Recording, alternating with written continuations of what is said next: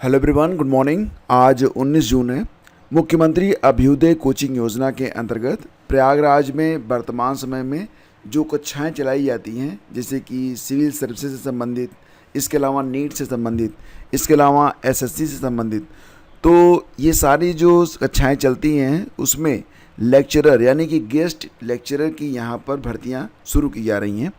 ये जो भर्ती होती है ये इंटरव्यू के आधार पर होती है, लेकिन इसमें शर्त ये होती है कि जो भी अभ्यर्थी आवेदन करें तो आवेदन करने वाले जो अभ्यर्थी हैं वो संघ लोक सेवा आयोग या फिर आपका जो यूपीपीसीएस है, उत्तर प्रदेश लोक सेवा आयोग, या किसी भी स्टेट का जो है लोक सेवा आयोग की मुख्य परीक्षा में या तो इंटरव्यू दे चुके हों या कम से कम 2 बार मुख्य परीक्षा में शामिल हो चुके हों।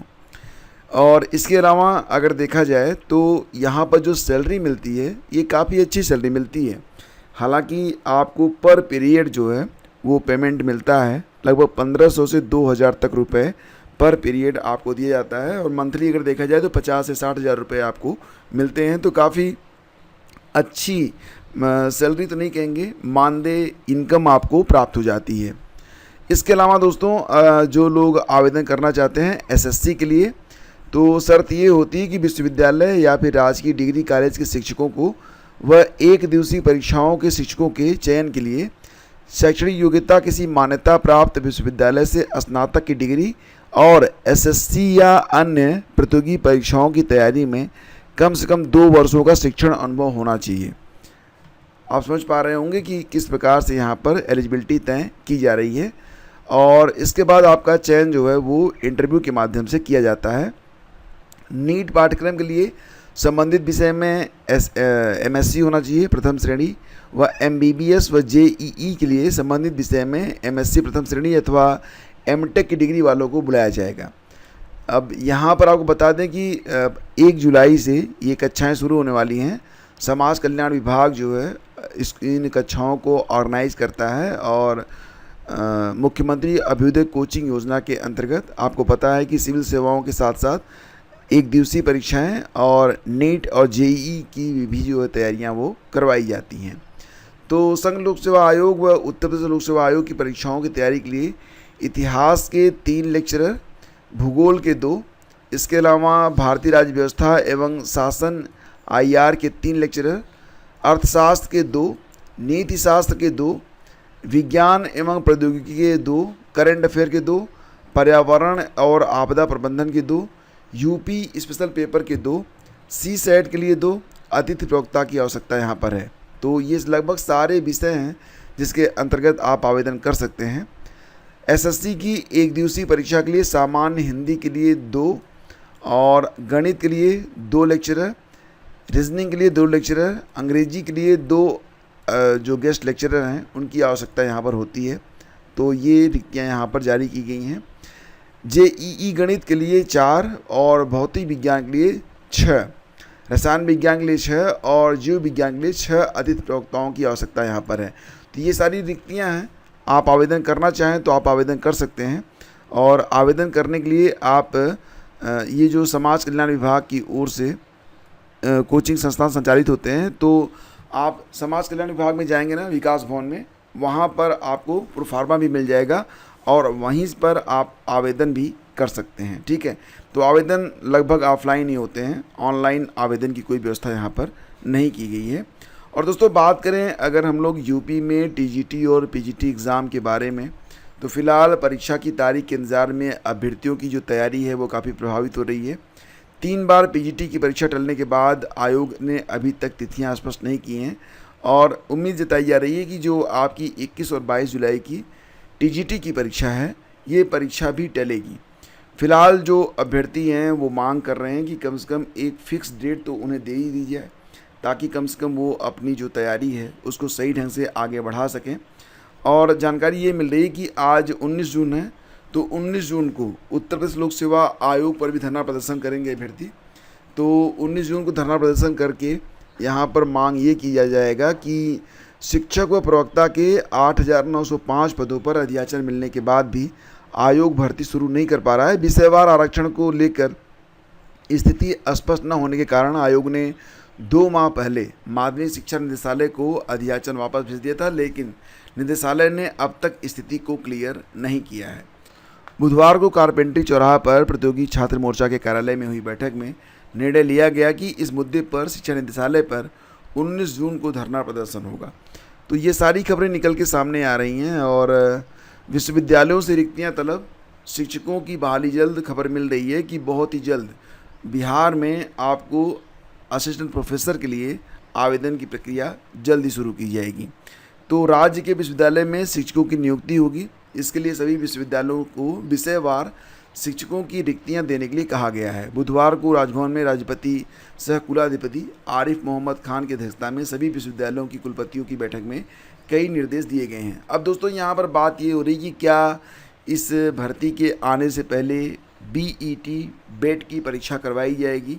जैसा कि आप लोग जानते हैं कि अगर आप असिस्टेंट प्रोफेसर बनना चाहते हैं किसी भी डिग्री कॉलेज में, विश्वविद्यालय में, तो जो बेसिक एलिजिबिलिटी होती है वो ये रहती है कि आपने संबंधित विषय में या तो नेट UGC नेट की परीक्षा पास की हो या फिर संबंधित विषय में आपका नियमानुसार PhD कंप्लीट होना चाहिए, या फिर जो स्टेट लेवल पर इस प्रकार की परीक्षा होती है जैसे कि स्लेट वगैरह होता है, तो बिहार में इसी स्तर की एक परीक्षा होती है BET बेट। तो फिलहाल अभी बेट हो पाएगा कि नहीं हो पाएगा इसके बारे में कोई भी जानकारी उपलब्ध नहीं है। वैसे संभावना इस बात की बहुत कम जताई जा रही है कि इस भर्ती से पहले बेट की परीक्षा करवाई जाए। फिलहाल जो अभ्यर्थी नेट पास हैं, ज़्यादातर तो नेट पास अभ्यर्थी ही इसमें फॉर्म भरते हैं। तो अब ये प्रक्रिया स्टार्ट हो रही है और ये उम्मीद जताई जा रही है कि क्योंकि नवंबर में बिहार में चुनाव होने हैं, तो उसके पहले कई सारी शिक्षक भर्तियां आने वाली हैं। रही बात दोस्तों ये कि क्या TRE 4 ये विज्ञापन बहुत ही जल्द आने वाला है और सितंबर से पहले इसकी परीक्षा होगी। तो कल मैंने आपको बताया था कि फ़िलहाल जो कैलेंडर जारी किया गया है बिहार में शिक्षक भर्तियों से संबंधित और अन्य भर्तियों से संबंधित, उसमें TRE 4 के बारे में कोई भी उल्लेख नहीं है। तो फिलहाल तो आप ये मान चल सकते हैं कि सितंबर तक तो शायद इसका आयोजन संभव नहीं है। हाँ, आप अगर चाहें तो असिस्टेंट प्रोफेसर की तैयारी आप कर सकते हैं। और 69,000 शिक्षक भर्ती के मामले में आपको पता ही है कि हाई कोर्ट की डबल बेंच ने आदेश दिया था कि वर्तमान में जो रिक्ति है, मतलब जो सूची थी, उसको रद्द करके नए सिरे से सभी नियमों का पालन करते हुए, आरक्षण के नियमों का पालन करते हुए एक नई सूची तैयार की जाए। लेकिन मामला फ़िलहाल पहुंच चुका है सुप्रीम कोर्ट में और सुप्रीम कोर्ट में इस पर 21 जुलाई को सुनवाई होने जा रही है। अब जो अभ्यर्थी यहाँ पर प्रभावित हैं वो ये कह रहे हैं कि लगभग अगर सरकार चाहे तो यहाँ पर जो मामला है वो इसी महीने निस्तारित हो सकता है। 69,000 शिक्षक भर्ती का आयोजन 2018 में किया गया था।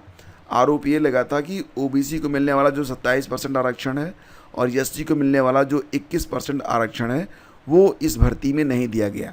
69,000 शिक्षक भर्ती में आरक्षण लागू करने में विसंगति के कारण अभ्यर्थी जो हैं वो दर-दर की ठोकरें खा रहे हैं और करीब 145 दिनों से इको गार्डन में धरना देकर नियुक्ति की भी मांग कर रहे हैं। अब 21 तारीख को सुनवाई होनी है। देखना ये है कि 21 जुलाई को अब आगे क्या होता है और किस प्रकार से ये भर्ती जो है वो आगे बढ़ती है। और यहाँ पर देखेंगे तो आजमगढ़ में लापरवाही बरतने का आरोप, 25 आंगनवाड़ी कार्यकर्ताओं को सेवा समाप्ति की नोटिस मिल गई है। साथ ही साथ यहाँ पर 17 आंगनवाड़ी कार्यकर्ताओं को कारण बताओ नोटिस जारी किया गया था, क्योंकि ब्लॉक परियोजना अधिकारी की बैठक में ये 17 आंगनवाड़ी जो कार्यकर्ता थे ये अनुपस्थित रहे थे। फिलहाल सरकार की महत्वाकांक्षी योजना बाल विकास पुष्टाहार में अब बिना eKYC और फेस कैप्चर पोषण ट्रैकर के माध्यम से ही 6 वर्ष तक के बच्चों एवं गर्भवती और धात्री महिलाओं को पुष्टाहार प्रदान किया जाएगा। तो यहाँ पर ये कुछ लापरवाहियाँ देखने को मिली थी, ख़ास तौर से विकासखंड अजमतगढ़ पर। तो लापरवाही बरतने पर 25 आंगनवाड़ी कार्यकर्ताओं को सेवा समाप्ति का नोटिस दिया गया है। और विरोध के बीच स्कूलों का विलय शुरू। आपको पता ही है वर्तमान समय में सरकार ने ये पॉलिसी बनाई है कि उत्तर प्रदेश के जिन प्राइमरी स्कूलों में बच्चों की संख्या कम रहेगी उनको निकट के विद्यालय में मर्ज कर दिया जाएगा। हालांकि इस मर्जर का बहुत तेज़ी से विरोध हो रहा है और काफ़ी तीव्र विरोध हो रहा है। शिक्षक संगठनों के साथ साथ जो प्रतियोगी छात्र हैं वो भी ये कह रहे हैं कि ये जो मर्जर है, ये जो विलय हो रहा है, पेयरिंग जो हो रही है, ये गलत है। और फिलहाल यहाँ पर मुख्यमंत्री को पत्र लिखकर निर्णय वापस लेने की मांग उठाई गई है। अभी हाल ही में खबर मिली कि गोरखपुर में प्राथमिक विद्यालय मिर्जवा बाबू को प्राथमिक विद्यालय रौतनिया बाबू से पेयरिंग करने की संस्कृति प्रदान की गई है।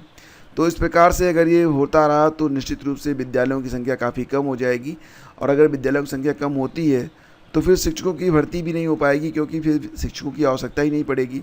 ठीक है, तो सारी चीज़ें हैं, आपको पता ही हैं, और इसके बारे में अब तेज़ी से जो विरोध के स्वर हैं वो मुखर हो रहे हैं। लोग मांग कर रहे हैं कि अगर नामांकन कम है तो इसके लिए जो है आंदोलन किए जाएँ, और बड़ी संख्या में जो संबंधित कर्मचारी हैं, शिक्षक हैं, अधिकारी हैं, वो इस विद्यालय में यानी कि जो प्राइमरी स्कूल होते हैं उसमें अधिक से अधिक नामांकन के लिए एक अलग तरीके से प्रयास करें, कुछ अलग सुविधाएं उपलब्ध करवाई जाएँ। लेकिन इनको मर्ज कर देना ये कोई समाधान नहीं है। तो फिलहाल तो इसका विरोध हो ही रहा है। और इसी बीच खबर निकल रही है कि लखनऊ विश्वविद्यालय में विभिन्न डिप्लोमा प्रमाण पत्र और प्रोफिशिएंसी कोर्स में अगर आप यहाँ से ना कोई सर्टिफिकेट कोर्स करना चाहते हैं, कोई डिप्लोमा करना चाहते हैं, तो आप 30 जून तक आवेदन कर सकते हैं। पहले ये जो लास्ट डेट थी वो 15 तारीख थी, अब इसे 30 जून तक बढ़ा दिया गया है। तो बहुत सारे कोर्सेज हैं जिसमें अगर आपने अभी तक आवेदन नहीं किया है या फिर आप चूक रहे थे तो आप यहाँ पर आवेदन कर सकते हैं। और ये खबर मैंने आपको शुरू में बताई थी, अभ्युदय में अतिथि प्रवक्ता के लिए आवेदन जो है वो 25 जून तक किए जा सकते हैं। तो फ्रेंड्स, ये थे आज के अखबारों से जो मेन हेडलाइंस है, जो विद्यार्थी जीवन एस्पिरेंट से जुड़ी हुई खबरें हैं। तो फिलहाल अगर ये सेशन आपको अच्छा लगा तो लाइक और शेयर आप जरूर कीजिएगा। हम मिलते हैं आपसे अगले वीडियो में। Thank you, have a great day, जय हिंद।